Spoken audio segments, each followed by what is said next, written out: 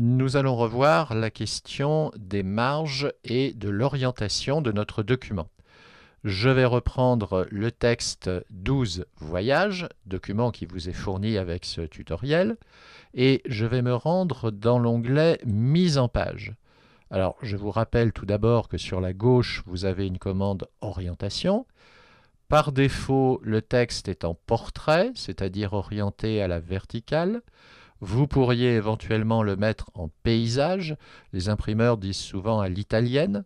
Je sélectionne l'option paysage et maintenant votre texte est orienté à l'horizontale. Vous avez donc des lignes qui sont beaucoup plus longues. Je vais revenir maintenant sur la commande des marges. Je la développe.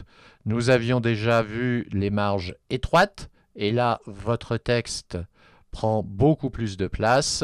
L'espace blanc à droite et à gauche est maintenant réduit. Donc le texte est peut-être moins lisible. Alors nous allons l'aérer en redéveloppant les marges et je vais sélectionner des marges moyennes. Et là, je retrouve des marges, donc du blanc sur la droite et sur la gauche de mon texte. Je peux aussi, si je redéveloppe cette commande des marges, demander à utiliser des marges personnalisées.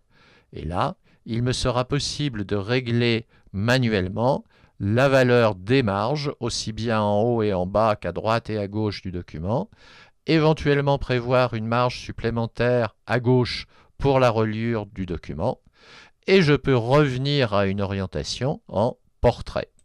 Je sélectionne le portrait et je valide par OK. Et je retrouve la disposition verticale initiale de mon texte.